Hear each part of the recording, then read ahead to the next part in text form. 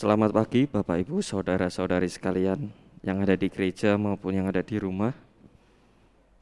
Perkenankan saya menginformasikan mengenai warta gereja 7 November 2021.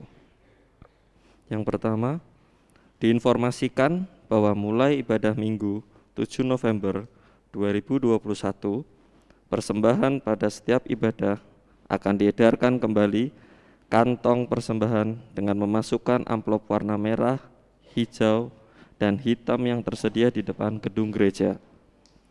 Bagi warga yang mengikuti ibadah di rumah, persembahan bisa disampaikan setiap hari Sabtu atau melalui rekening. Atas perhatian dan dukungan segenap warga, diucapkan terima kasih. Tuhan Yesus memberkati. Yang kedua, rapat majelis dilaksanakan pada hari Rabu 10 November 2021 pukul 6 sore di gedung gereja. Mohon perhatian dari segenap majelis gereja. Tuhan Yesus memberkati. Yang ketiga, pemahaman Alkitab wilayah Banyumanik akan dilaksanakan pada hari Selasa 9 November 2021 pukul 7 malam di gedung gereja dengan pembawa renungan Saudara Antonius Prasetyo Jati, Esvio. PA wilayah Serondol akan dilaksanakan pada hari Kamis 11 November 2021 pukul 7 malam di gedung gereja dengan pembawa renungan Bapak Stefanus Sugiman. PA wilayah Ngesrep akan dilaksanakan pada hari Jumat 12 November 2021 pukul 7 malam di gedung gereja dengan pembawa renungan Saudara Antonius Prasetyo Jati, Esvio. Yang keempat, persekutuan doa pagi dilaksanakan pada hari Sabtu 13 November 2021 pukul 5 pagi di gedung gereja dengan pembawa renungan Saudara Antonius Prasetyo Jati, Esvio. Jemaat dihimbau untuk menerapkan prokes dan berkenan hadir dalam setiap doa pagi. Atas perhatiannya diucapkan terima kasih. Tuhan Yesus memberkati. Yang kelima, persekutuan pemuda remaja dilaksanakan pada hari Sabtu 13 November 2021 pukul 6 sore di gedung gereja dengan pembawa renungan Saudara Antonius Prasetyo Jati, Esvio, dan Mapping Pemuda Remaja. Atas perhatiannya diucapkan terima kasih. Tuhan Yesus memberkati.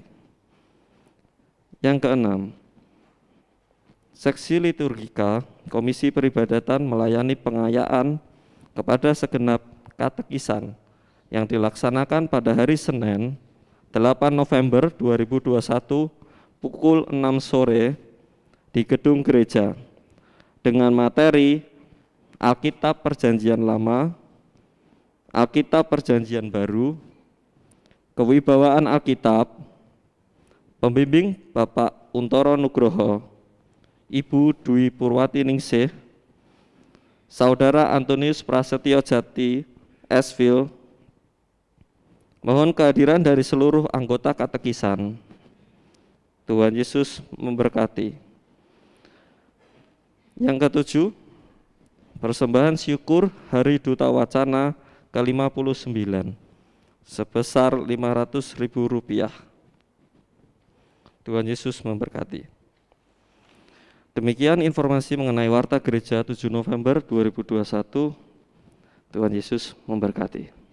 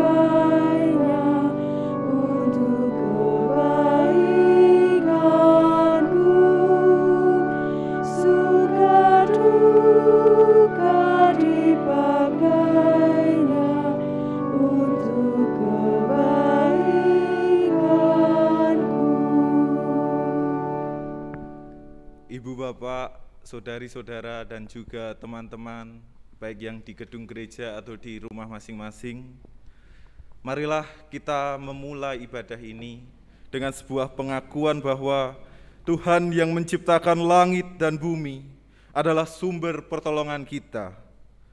Kasih karunia dan damai sejahtera dari Allah Bapa kita dan Tuhan Yesus Kristus ada pada kita semua.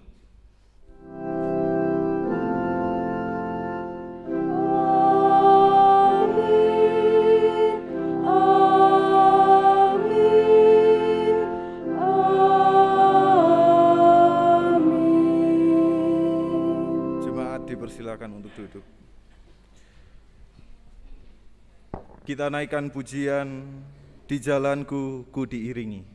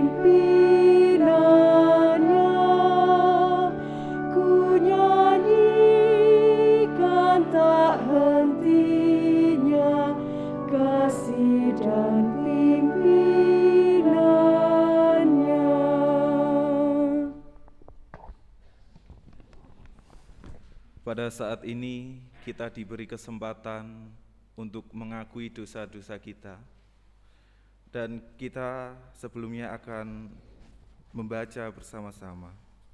Kita akan menerima hukum kasih yang diambilkan dari Injil Matius 22 ayat 37 sampai 40. Jawab Yesus kepadanya, "Kasihilah Tuhan Allahmu dengan segenap hatimu dan dengan segenap jiwamu dan segenap akal budimu. Itulah hukum yang terutama dan yang pertama.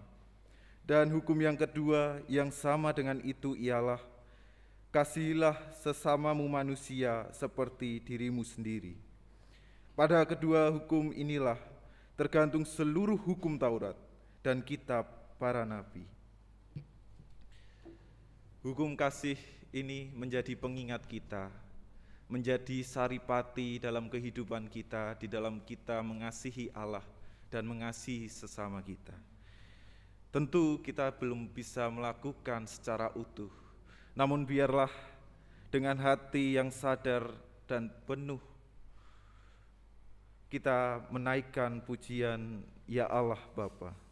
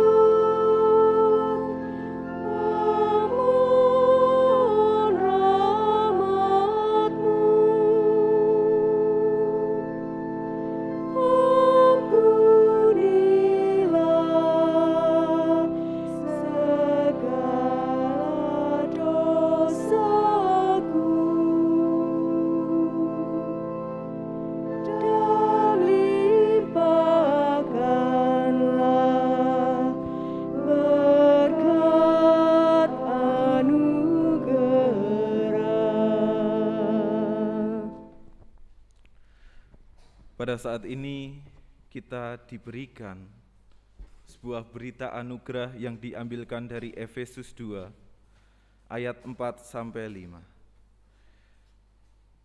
Efesus 2 ayat 4 sampai 5 menjadi berita anugerah untuk kita semua. Tetapi Allah yang kaya dengan rahmat, oleh karena kasih-Nya yang besar, yang dilimpahkannya kepada kita, telah menghidupkan kita bersama-sama dengan Kristus, sekalipun kita telah mati oleh kesalahan-kesalahan kita. Oleh kasih karunia, kamu diselamatkan. Demikian berita anugerah yang kita terima. Kekasih Tuhan, saya undang kita semua untuk bangkit berdiri. Pada saat ini kita pun juga diberikan sebuah petunjuk hidup baru yang diambilkan dari Efesus 2 ayat 10. Efesus 2 ayat 10. Karena kita ini buatan Allah, diciptakan dalam Kristus Yesus untuk melakukan pekerjaan baik yang dipersiapkan Allah sebelumnya. Ia mau supaya kita hidup di dalamnya. Demikianlah berita anugerah serta petunjuk hidup baru yang mengingatkan kita bagaimana kita diajak dan diundang untuk hidup di dalam Allah. Marilah kita dengan hati yang penuh kesadaran menaikkan pujian harap akan Tuhan.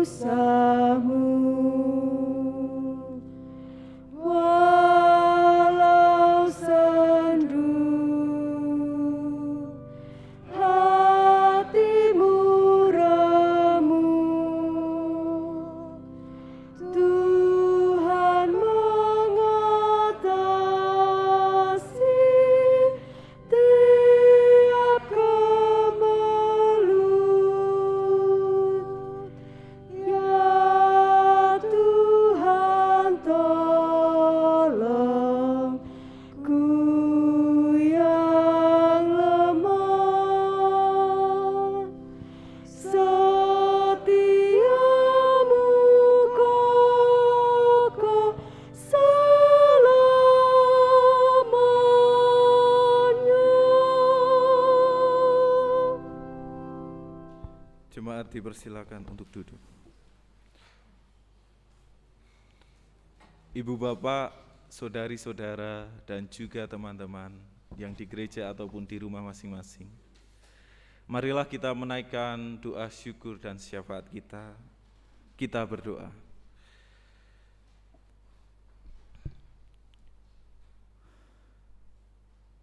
Seperti seorang ayah yang melindungi anaknya, demikian juga Engkau Tuhan yang senantiasa melindungi kami. Dan seperti seorang ibu yang mengasihi anaknya, demikian juga Engkau Tuhan yang senantiasa mengasihi kami. Dan seperti seorang sahabat yang senantiasa menemani sahabatnya, demikian juga Engkau Tuhan yang senantiasa menemani kami. Ya Tuhan Allah pencipta langit dan bumi, Allah yang senantiasa memelihara dan melawat kami. Hanya puja dan puji syukur yang boleh kami naikkan kepadamu, ketika kami boleh tidak hanya menyadari dan memahami, tetapi juga menerima dan mengalami bahwa apapun yang terjadi di dalam hidup kami, itu semua hanya oleh karena cinta kasih Tuhan. Ya Tuhan, pada saat ini kami rindu untuk menaikkan syafaat kami. Kami berdoa untuk bangsa dan negara kami. Kami menyadari bahwa bangsa dan negara kami tengah berada di situasi yang murung, tengah di situasi yang memprihatinkan. Kami berdoa untuk bangsa dan negara kami. Ketika kami hari demi hari, waktu demi waktu senantiasa teruji untuk boleh saling menjaga satu sama lain dan menjaga diri kami sendiri di tengah pandemi COVID-19 yang belum usai ini. Kami memohon kiranya setiap kebijakan pemerintah, setiap kebijakan komunitas manapun boleh senantiasa menjadi pertimbangan yang penting, boleh senantiasa diolah agar setiap kegiatan yang ada, agar setiap mobilitas kehidupan yang ada boleh senantiasa diiringi oleh kesadaran untuk menjaga satu sama lain dan juga menjaga diri kami sendiri. Ya Tuhan, kami juga mengingat di tengah bangsa dan negara kami terjadi bencana ekologis. Di tengah keprihatinan ekologis yang ada, kami memohon kiranya cinta kasih Tuhan saja yang senantiasa menegur dan menyadarkan kami betapa pentingnya menjaga sesama ciptaan kami. Bagaimana kami harus menghargai ciptaan yang lain. Bagaimana kami harus menjaga lingkungan kami. Kami memohon kiranya kasih-Mu saja yang tidak hanya menyadarkan kami, tetapi menggerakkan hati kami untuk mewujud nyatakan kerajaan Allah, di mana Engkau meraja, di mana Engkau merengkuh seluruh ciptaan, di tengah kemaslahatan hidup yang ada. Ya Tuhan, kami pun juga mengingat saudara kami, keluarga kami, yang pada saat ini harus mengalami dan menjalani pemulihan atas sakit yang ada. Kami berdoa untuk Ibu Hartono Tendo, Ibu Suki, Ibu Tasmini, Bapak Niko, Bapak Sumarsono dan Ibu Yulinar, serta Ibu Edi Supriyanto dan Ibu Yakti Yayanti Triwidodo. Kami rindu Tuhan memberikan pemulihan, Tuhan memberikan kesehatan kepada keluarga kami, saudara-saudara kami. Untuk itu kami memohon juga biarlah keluarga atau saudara atau sahabat yang menemani di dalam proses pemulihan kesehatan, senantiasa Tuhan berikan kekuatan serta penghiburan agar boleh senantiasa menjaga semangatnya, menjaga setiap kekuatannya untuk boleh menemani kekasih-kekasih Tuhan yang pada saat ini harus menjalani proses pemulihan kesehatan. Ya Tuhan, kami pun juga mengingat orang tua kami, warga kasepuhan, Bapak Kardiman, Ibu Sugimanto, Ibu Mintosih Yunus, Ibu Kasnur, Mbah Supian, Ibu Sumarni, Bapak Sunar, Ibu Kusrini, Ibu Martin, Bapak Kadir, dan Bapak Thomas Pandiono. Kami sangat bersyukur ketika Tuhan senantiasa memberi anugerah kehidupan pada mereka. Dan di tengah usia yang rentan ini, Tuhan kiranya senantiasa memberi kasih-Mu. Engkau memberikan semangat di dalam mereka melihat anak cucu yang saling berbagi kebahagiaan. Tuhan, kami pun juga mengingat untuk setiap kehidupan komunitas religius menggereja kami. Tuhan, kami sungguh mencintai gereja yang Tuhan berikan ini. Kami semua mencintai GKJ Ngesrep. Kami semua boleh kiranya menjadi gereja yang berkeluarga. Gereja yang menjadi saudara bagi satu sama lain. Untuk itu kami memohon, kiranya kasih-Mu saja yang boleh menjadi kekuatan dan serta semangat bagi kami untuk tidak hanya menyadari hal tersebut, tetapi mewujud nyatakan di dalam kehidupan kami, bahwa kami adalah gereja, bahwa kami adalah keluarga, bahwa kami adalah saudara bagi satu sama lain. Sehingga cinta kasih-Mu tidak hanya boleh dan bisa kami wartakan saja, tetapi kami wujud nyatakan. Ya Tuhan, inilah yang menjadi seru, syukur dan syafaat kami. Kami menyerahkan setiap keyakinan, pengharapan, dan gumul juang kami di dalam rengkuhan cinta kasih Tuhan. Di dalam nama anak-Mu yang tunggal, Tuhan kami Yesus Kristus, kami berdoa. Amin. Ibu bapak, saudari-saudara, dan teman-teman, pada saat ini kita akan menerima pelayanan firman. Untuk itu saya mengundang kita semua untuk membuka Alkitab kita ataupun e-scripture kita di HP masing-masing. Bacaan diambilkan dari Injil Markus 12 ayat 38 sampai 44. Injil Markus 12 ayat 38 sampai 44.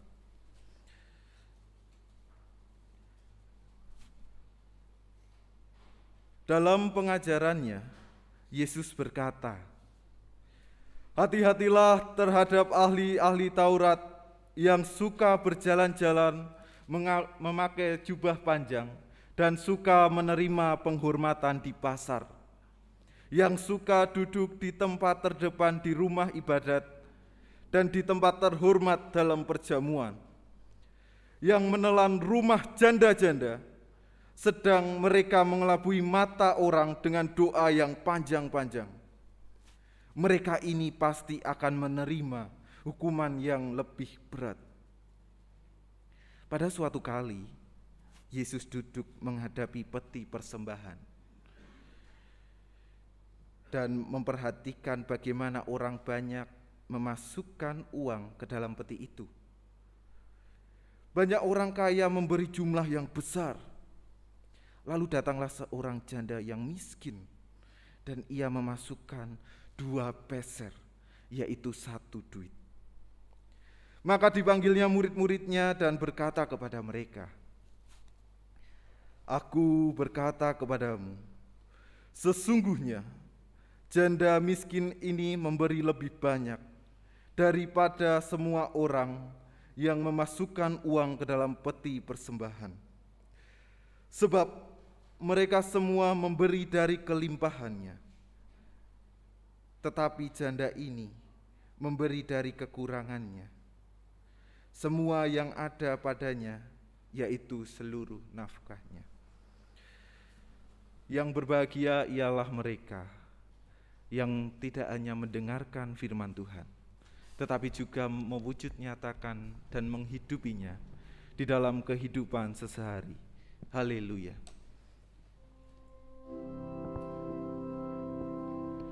Haleluya,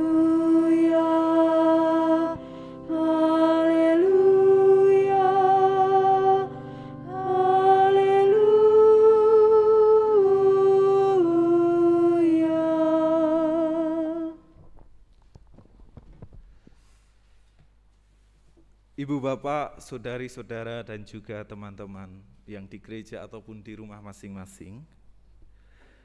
Mantan Presiden Republik Indonesia yang keempat, yaitu Abdul Rahman Wahid atau Gus Dur, pernah mengatakan bahwa orang yang masih terganggu oleh hinaan atau pujian manusia, dia masih hamba amatiran. Orang yang masih terganggu oleh hinaan dan pujian manusia, dia masih hamba amatiran. Lalu pertanyaannya, kapan kita mendapatkan hinaan?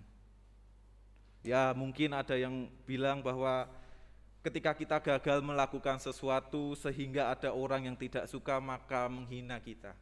Maka yang seolah-olah adalah sebuah kritik yang dilemparkan tetapi disampaikan dengan sebuah nada yang tidak mengenakan, disampaikan dengan penyampaian yang penuh nada yang menyakitkan. Itu hinaan, itu ketika kita gagal. Tapi ada juga yang bilang bahwa, Mas, ketika saya mendapat hinaan adalah ketika saya melakukan sesuatu dengan berhasil. Ketika saya mendapatkan sebuah kesuksesan, maka orang yang tidak suka dengan saya, dia pun juga menghina saya. Itu saat kita mendapatkan hinaan. Lalu kapan? Atau begini, apa yang harus kita tanggapi dengan hinaan itu? Dalam apa yang dikatakan oleh Gus Dur mengajak kita bahwa agar kita jangan putus asa, agar kita jangan terganggu dengan hinaan orang. Apa yang dikatakan orang, luweh, hidupku adalah untuk diriku. Apa yang kulakukan baik, ya baik. Aku dibentuk oleh diriku sendiri, bukan hinaan orang lain. Itu yang dimaksudkan oleh Gus Dur. Lalu kapan ketika kita mendapatkan pujian? Ketika kita melakukan sesuatu yang baik, Mas. Oke, kita mendapatkan pujian, kita mendapatkan apresiasi, kita mendapatkan sanjungan. Tapi Gus Dur mengingatkan, hati-hati dengan pujian. Jangan sampai ketika kita melakukan sesuatu, motivasi utamanya, cita-cita utamanya hanya saya agar menuai pujian dari orang lain. Saya melakukan suatu kebaikan agar saya dilihat orang lain, agar saya dipuji orang lain. Gus Dur mengingatkan hal itu, agar kita tidak terganggu, agar kita tidak mudah goyah oleh hinaan ataupun pujian orang. Oleh karena itu, bagaimana dengan kita? Apakah diri kita masih menjadi hamba yang amatiran? Masih terganggu dengan pujian dan hinaan orang lain? Ketika melakukan sesuatu dalam pekerjaan, mungkin ketika kita melakukan sebuah target atau rencana pekerjaan, tetapi pada akhirnya hasilnya tidak memuaskan, lalu ada kritik, dan kritik itu disampaikan dengan tidak enak, lalu kita mudah putus asa. Atau ketika kita melakukan sesuatu yang baik, sesuatu keberhasilan dalam pekerjaan, apakah motivasi saya bekerja dengan baik agar dilihat oleh atasan, sehingga berharap, oh biar dapat promosi jabatan, oh biar disanjung, oh biar jadi teladan. Atau dalam pelayanan, apakah kita melayani dengan baik agar motivasinya, oh biar saya disanjung orang lain, agar saya dilihat orang lain. Atau ketika dalam pelayanan seringkali mendapatkan sebuah kegagalan, apakah kita goyah dengan kritik yang mungkin disampaikan dengan sinis, disampaikan dengan nada yang menyakitkan? Oh, hatiku loroh, hatiku sakit mendapatkan kritik orang lain. Lalu kita seolah-olah pergi dari gereja, kita tidak lagi mau terlibat dalam pelayanan. Lalu pertanyaannya kepada kita, kita hidup untuk melayani mata manusia atau melayani mata Allah? Apakah kita melakukan kebaikan agar dilihat orang bahwa saya baik? Atau kita melakukan kebaikan karena saya tahu itu baik, saya lakukan? Ibu bapak, saudara-saudari yang terkasih dalam Tuhan, melalui apa yang dikatakan Gus Dur, orang yang masih terganggu oleh hinaan dan pujian manusia, dia masih hamba amatiran. Demikian juga dengan ahli-ahli Taurat, mereka adalah hamba-hamba yang masih amatiran. Mereka melakukan kehidupan religiusnya dengan motivasi agar dilihat orang lain, supaya menuai pujian, supaya apa yang dilakukannya dilihat orang. Bacaan Injil kita minggu ini menghadirkan dua sosok yang berbeda, yaitu satu ahli-ahli Taurat dan kedua seorang janda miskin. Yang pertama tentu dia adalah orang yang terpandang, yang jubahnya panjang dan dikagumi banyak orang di keramaian. Sedang yang kedua tidak terkenal, bahkan tidak ada orang yang mengenal dia. Yang pertama suka berdoa, bahkan doa yang panjang-panjang. Makanya tadi saya doanya singkat-singkat, nggih. Biar nggak disangka ahli Taurat. Lalu yang kedua, sang janda miskin ini mungkin tidak punya cukup waktu untuk berdoa. Karena mungkin keletihannya di dalam mencari sesuap nasi, sehingga tidak ada waktu untuk berdoa. Dengan mata terbuka kita bisa melihat perbandingan antara ahli-ahli Taurat dan seorang janda miskin ini. Namun agaknya kita membutuhkan mata yang lain, mata ketiga, mata bela rasa yang bening di dalam melihat dua sosok tersebut. Yesus menunjukkan dengan jeli bahwa para ahli Taurat suka menelan rumah janda-janda, dan sedang si janda miskin ini memberi diri atau memberi dari kekurangannya. Semua yang ada padanya, seluruh nafkahnya. Lalu apa yang dimaksud dengan menelan rumah janda-janda? Menelan rumah janda-janda adalah sebuah ungkapan yang berarti merugikan para janda. Jadi pada saat itu ahli-ahli Taurat adalah kelompok orang yang dipercaya, yang selalu ditanyai nasihat, petuah-petuah, pemahaman-pemahaman, pengajaran-pengajaran tentang hukum-hukum Taurat. Terutama bagi mereka yang buta hukum di tengah masyarakat Yahudi, termasuk seorang janda yang miskin ini. Dan pada saat itu para ahli Taurat dilarang keras, tidak boleh memungut upah, tidak boleh menerapkan biaya tertentu ketika ada orang yang datang kepadanya untuk meminta sebuah petuah, meminta sebuah nasihat tentang apa itu hukum Taurat. Tetapi berbeda, mereka justru memeras janda yang secara kehidupan ekonominya, secara kehidupan sosialnya sudah tersisihkan. Oleh karena itu Yesus berbicara bahwa ahli-ahli Taurat memiliki sebuah potensi bahwa mereka adalah figur atau sosok yang menyebabkan si janda miskin ini tambah miskin. Ketika Yesus berbicara tentang ahli Taurat, terdapat kilatan kegeraman di matanya, disertai kepedihan menyaksikan ketidakadilan yang sedang terjadi, yang muncul dari para pejabat agama saat itu. Namun mata yang sama, mata Yesus juga memunculkan solidaritas dan rasa sayang. Ketika menyaksikan 2 peser uang dimasukkan ke dalam peti persembahan oleh seorang janda yang miskin, yang amat mungkin menjadi korban kerakusan dari para pejabat agama saat itu. 2 peser uang itu sekedar sebuah saksi atas ketidakadilan yang terjadi, serta saksi bahwa ketidakadilan tidak mungkin bisa meniadakan rasa cinta saya kepada Allah. Yesus dengan keras mengkritik sikap hidup para ahli Taurat yang menunjukkan kesalahan hidupnya untuk dilihat orang lain.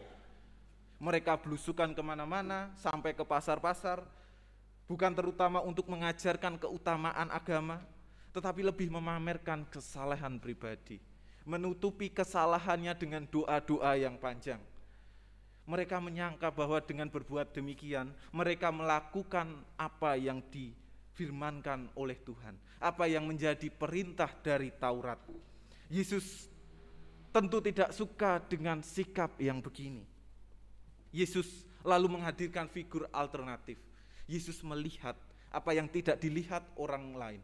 Yesus melihat seorang janda miskin yang memberikan 2 peser uang. Sebuah tindakan konkret.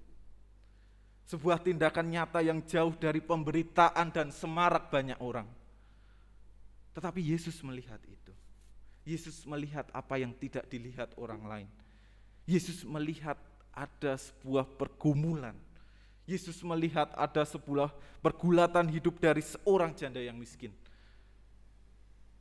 Tapi di tengah pergumulan yang ada, sang janda miskin ini tidak bisa meniadakan rasa cinta dan baktinya kepada Allah.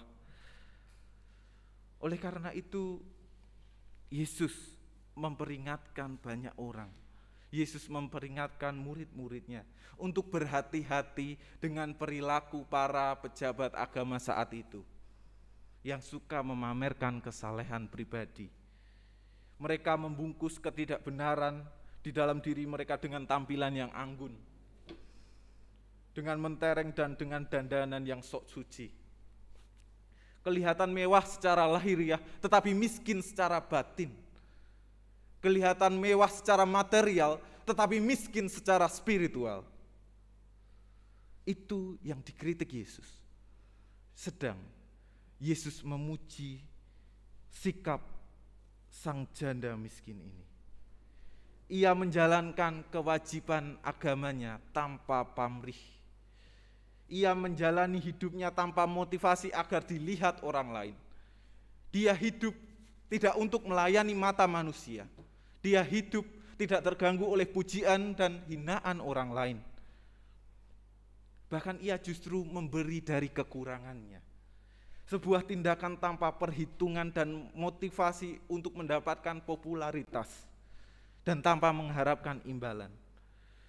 Ibu bapak, saudari-saudara yang terkasih dalam Tuhan, melalui para ahli Taurat dan janda miskin dalam bacaan Injil hari ini, kita dapat belajar tentang apa itu yang namanya iman kosmetik dan iman otentik. Sikap hidup para ahli Taurat memperlihatkan bagaimana sikap hidup iman yang kosmetik. Apa artinya? Artinya hanya terlihat keren di luar, penampilan bagus di luar, sekedar mempercantik penampilan di luar, tetapi mudah pudar dan tidak bertahan dalam arus pergumulan hidup yang ada.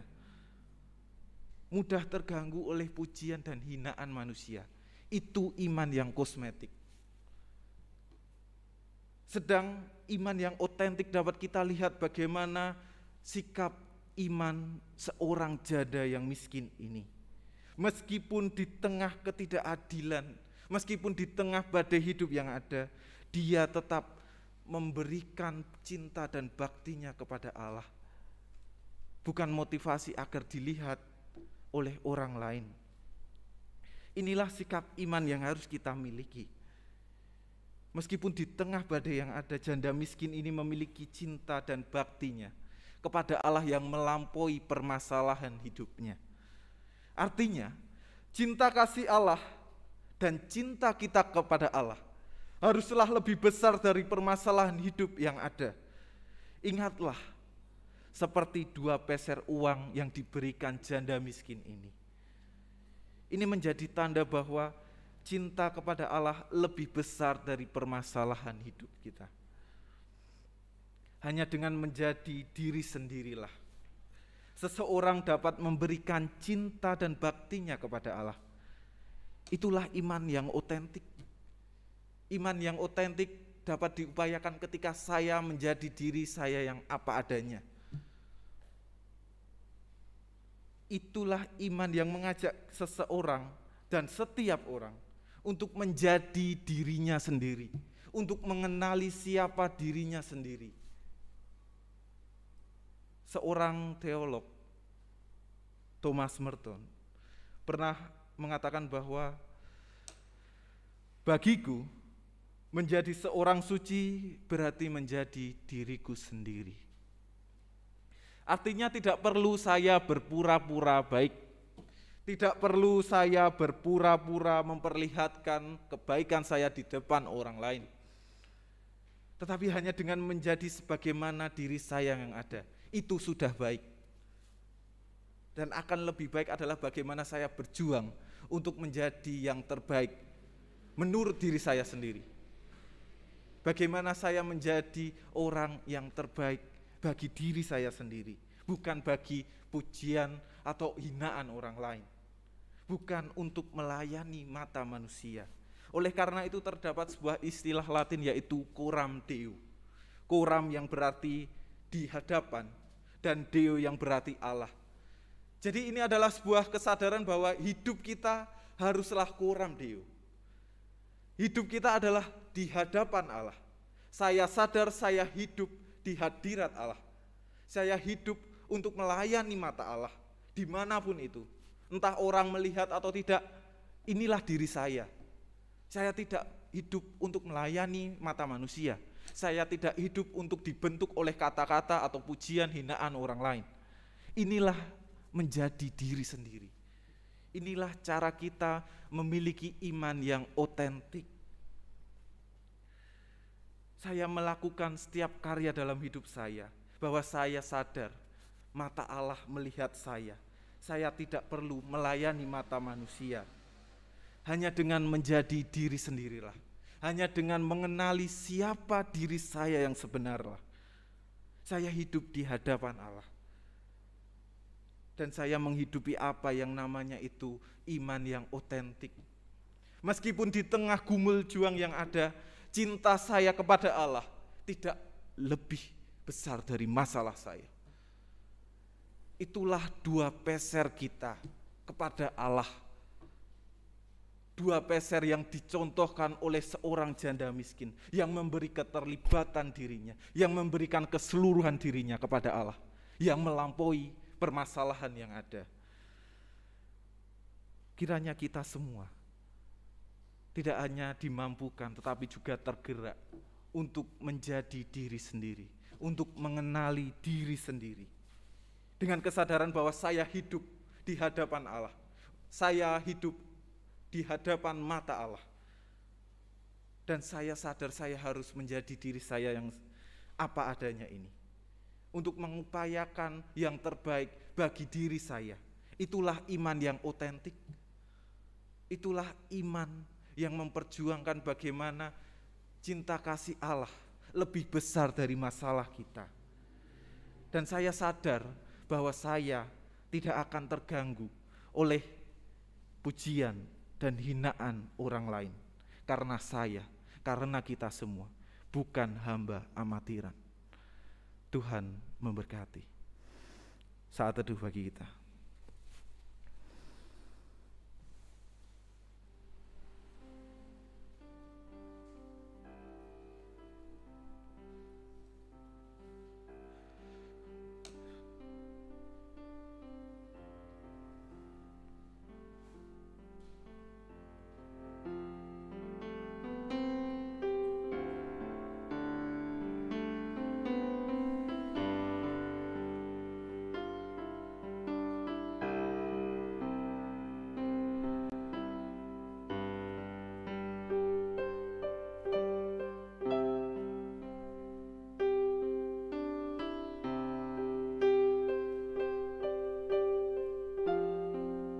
Dengan tetap diiringi instrumen,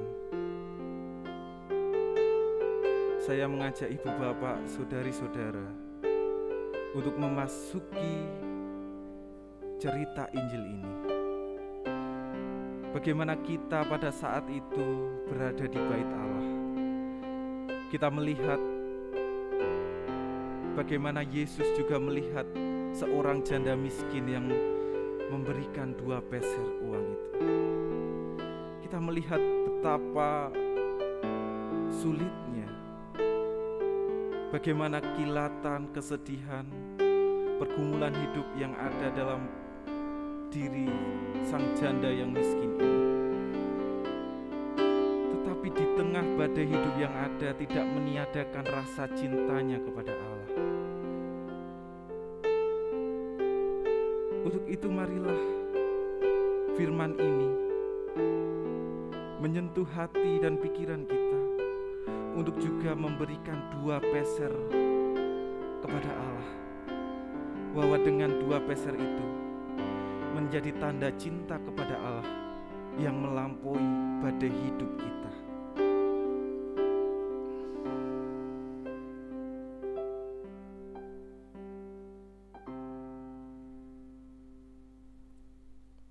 Amin. Ibu, bapak, saudari dan saudara, saya undang kita semua untuk berdiri bersama orang percaya di seluruh lintas masa dan lintas tempat. Kita menyatakan pengakuan iman rasuli kita.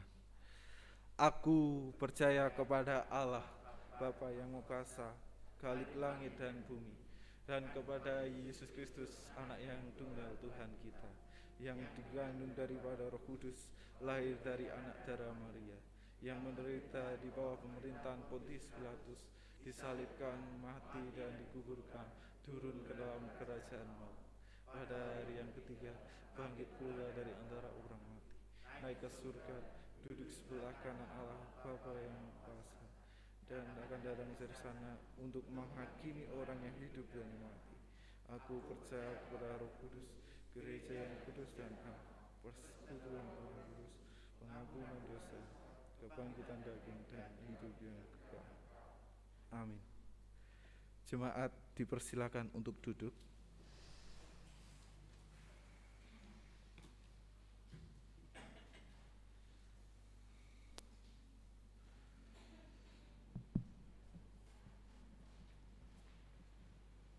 Saudara-saudara yang dikasihi dan sungguh dimuliakan Tuhan, pada kesempatan saat ini kita akan bersama-sama memberikan persembahan kepada Tuhan.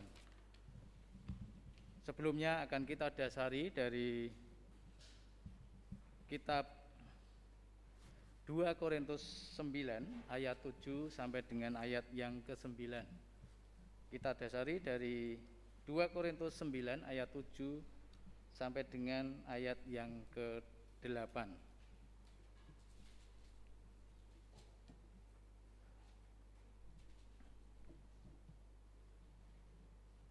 Hendaklah masing-masing memberikan menurut kerelaan hatinya, jangan dengan sedih hati atau karena paksaan, sebab Allah mengasihi orang yang memberi dengan sukacita. Dan Allah sanggup melimpahkan segala kasih karunia kepada kamu, supaya kamu senantiasa berkecukupan di dalam segala sesuatu, dan malah berkelebihan di dalam berbagai kebajikan. Demikianlah firman Tuhan yang mendasari persembahan kita pada pagi hari ini. Mari bersama-sama kita memuji nama Tuhan untuk mengumpulkan persembahan dari Kidung Jemaat 291. Mari bersyukur semua.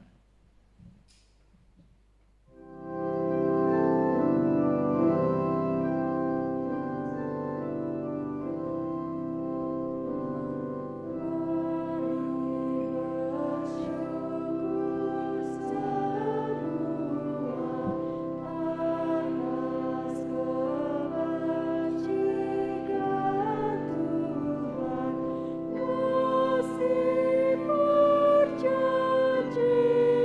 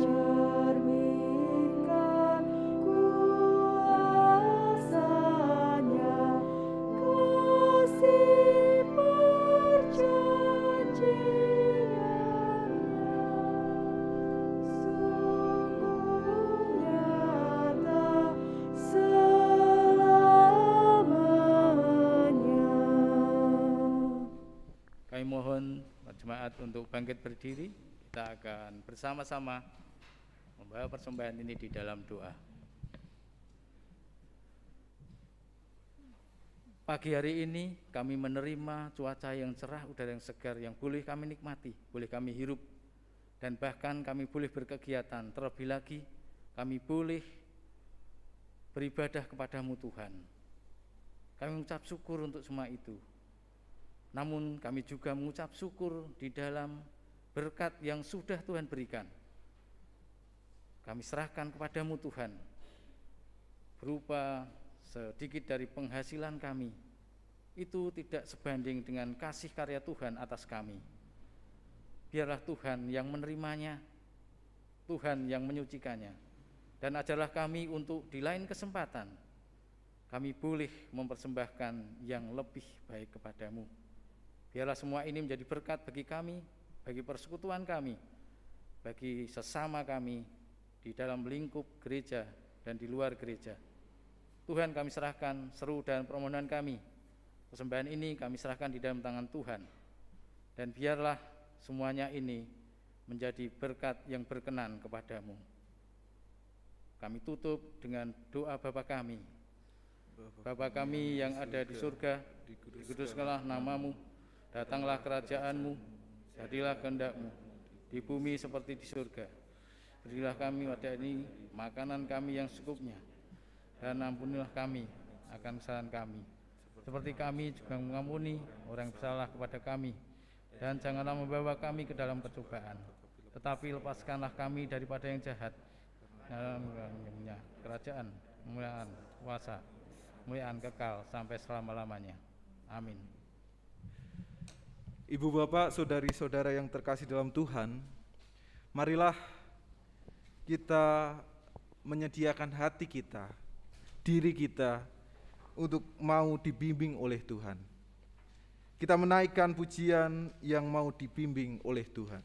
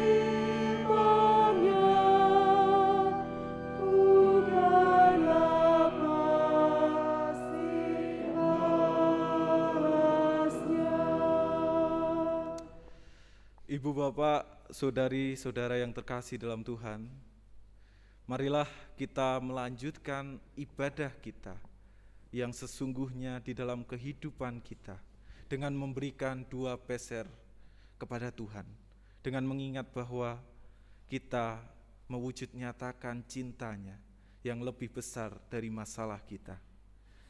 Terimalah berkat dari Tuhan. Kasih karunia Tuhan Yesus Kristus dan kasih Allah serta persekutuan Roh Kudus menyertai kita semua. Amin. Yang mau dibimbing oleh Tuhan.